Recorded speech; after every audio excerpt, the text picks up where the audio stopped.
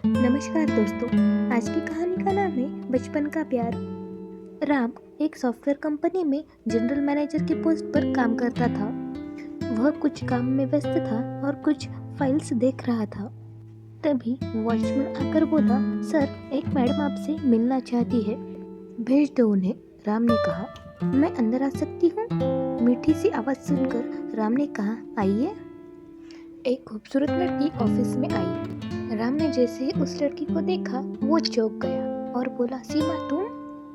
वह लड़की भी राम को देखकर चौंक गई। राम ने कहा, मैं इसी कंपनी में जनरल मैनेजर हूँ, बैठो ना सीमा। सीमा ने लिफाफा राम को देते हुए कहा, मुझे भी इसी जगह पर नौकरी मिली है। राम ने लेटर पर एक नज़र घुमाई, घंटी बजाकर वॉचमैन को बुलाया और 2 कप चाय लाने को कहा।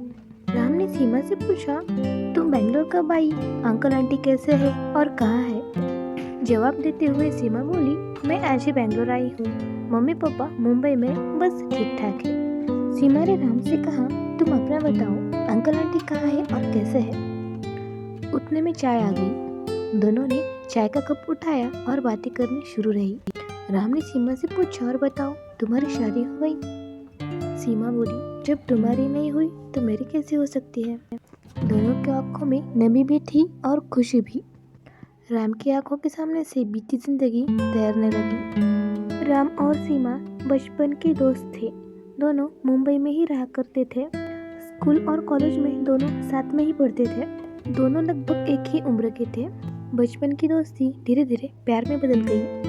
दोनों एक दूसरे से बहुत प्यार करते थे और उन्होंने शादी करने का भी फैसला कर लिया था। सीमा बड़ी हो गई तो उसके माता पिता ने उसके लिए लड़की खोजना शुरू कर दिया था। सीमा कुछ भी बहाना करके उसे टाल देती थी। सीमा ने राम से कहा, घर वाले शादी के लिए दबाव डाल रहे हैं, तुम कुछ ऐसा करो कि हम दोनों की शादी हो सके। मुझे डर लगता है कि पापा मेरी शादी तुमसे नहीं होने देंगे। पापा इस मामले में जिद्दी है, अंतरजातीय विवाह के पक्ष में नहीं है। तब राम ने कहा, मैं अपने पापा से बात करके तुम्हारे घर पे शादी की बात करने उन्हें भेज दूंगा। मैं तुमसे वादा करता हूँ, अगर शादी करूंगा तो तुमसे ही करूंगा, नहीं तो शादी ही नहीं करूंगा। सीमा ने भी कहा, राम, मैं भी तुम्हारे सिवा किसी और से शादी नहीं कर सकती।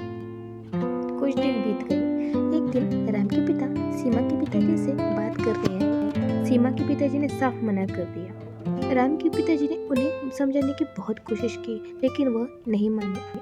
सीमा ने राम से कहा, हम कोर्ट मैरिज कर देंगे, लेकिन राम ने मना कर दिया। कहा, हम शादी करेंगे लेकिन घर वालों की मर्जी के साथ, चाहे कितना भी इंतजार करना क्यों न पड़े।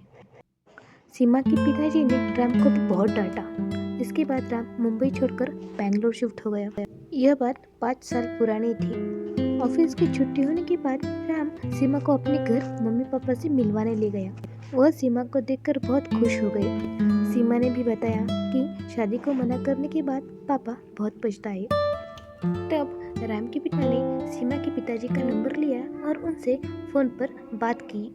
सीमा के पिताजी बहुत खुश हो गए। उन्होंने कहा कि मैं जल्द ही बेंगलोर आऊँगा और इन दोनों की शादी हम फिक्स कर देंगे। दोनों को भी उनके बचपन का प्यार मिल गया था। सच्चा प्यार ऐसा ही होता है, ईश्वर दोनों को जरूर मिलाता है। उम्मीद करते हैं कि यह कहानी आपको जरूर पसंद आई होगी।